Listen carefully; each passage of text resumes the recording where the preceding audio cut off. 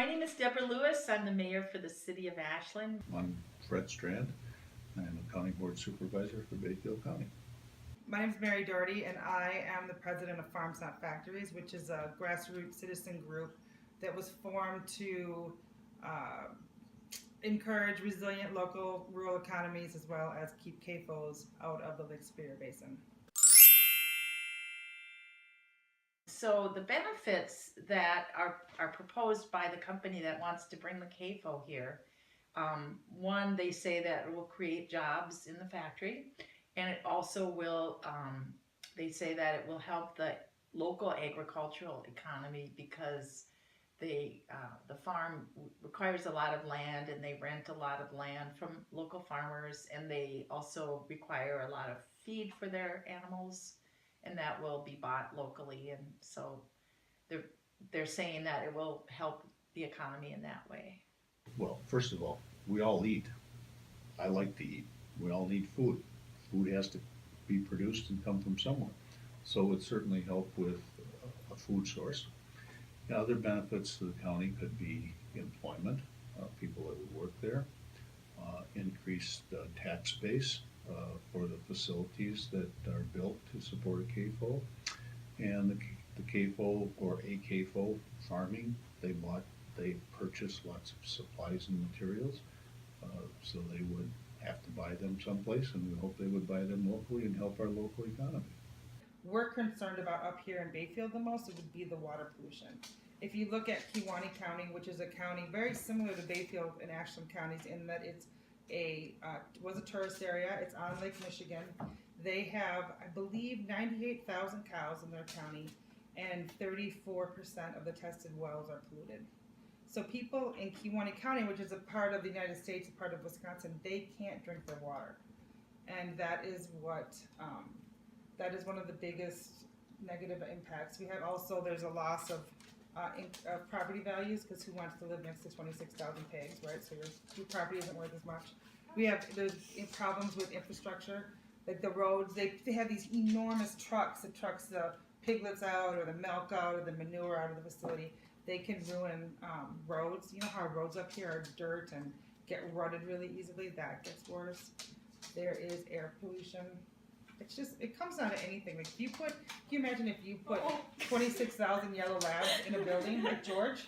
It's not gonna end well. He's gonna poop and pee and eat and cause all sorts of chaos.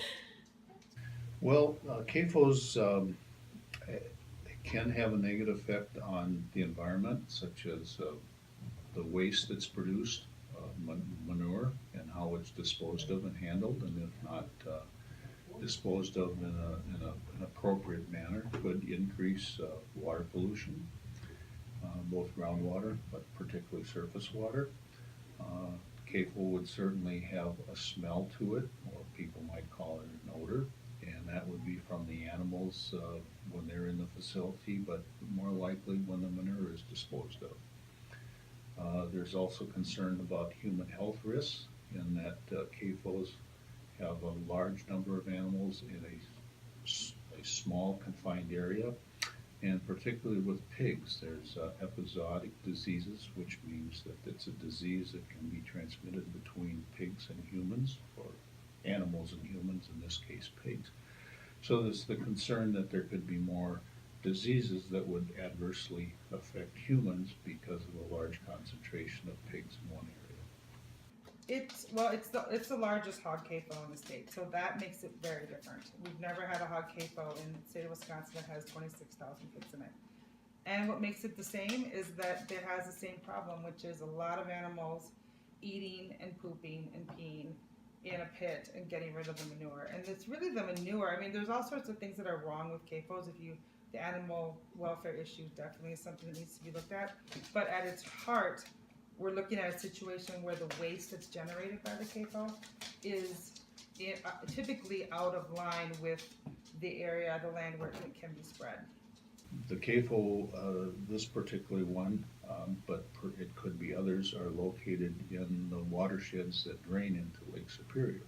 So if there is pollution from manure that drains into lakes or tributaries that go into Lake Superior, the adverse impact could reach Lake Superior, in our case, Chequamegon Bay. Smaller farms are an alternative. Are they the alternative that's going to feed the world? I don't have an answer to that. I think that if you look at what the UN said, the United Nations, they did a study and they showed that small farms can feed the world. So CAFO is primarily a United States invention. It's not how most people in this world feed themselves. And CAFOs that we're seeing here are coming into existence because of changing eating patterns in other parts of the world and an increased demand for pork in Asia. There are state laws, regulations that set the maximum standards of regulations for siting that Bayfield County can do. And Bayfield County did adopt those state standard ordinances, regulations for siting. There are other aspects of a CAFO that are not regulated by the siting ordinance or rule, and the county looked at and chose to enact what is called a CAFO operational ordinance. And this could regulate how a CAFO is operated, but not regulate how they operate under the siting rules.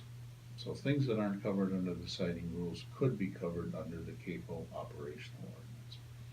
The county also passed an ordinance known as the South Fish Creek Watershed Animal Waste Storage and Management Ordinance.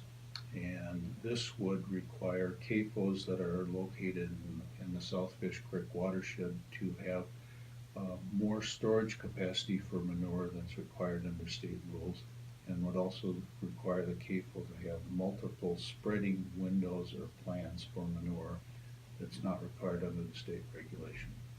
Before the county can enact this regulation, though, it has to be approved by the State Department of Natural Resources.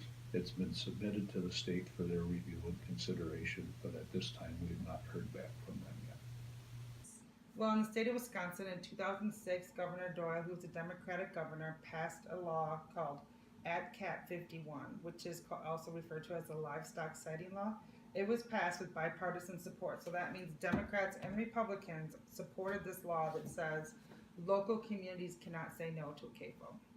So what that means is that our elected officials that we elected, that your parents, myself, and our friends elected, are telling us that we can't say no to a kind of business that we don't think fits our community. And that is, for me, one of the biggest red flags, because I don't think that that's fair. I don't think that it's fair that we get told that we don't have a say in what happens to our community. The question becomes, what are we opposing or what are we creating? And I'd like to think that up here we're creating a space for people to ask questions about what do we value in Bayfield and Ashland counties? What do we think about all that water in Lake Superior? What do we think about having an economy where everyone can get a good job, everyone can afford to pay their house payments, that we can get things, we can grow up here. And so as part of doing that, the CAFO, I think, would stifle a lot of the really cool stuff that's happening. I mean, you guys know about the co-op in Ashland. They expanded, made a huge expansion. Our CSAs, which are Community Supported Agriculture, those groups are growing by leaps and bounds. We have a group up here right now that's growing, a high tunnel group that's talking about how to get greens growing all winter long. And so doing these projects that help support the kind of future that we want to see is the best way to oppose stuff. Instead of just fighting, you should try to create what you want to see, and then there's no room for CAFOs in a community where we don't need them. There's no room for them here.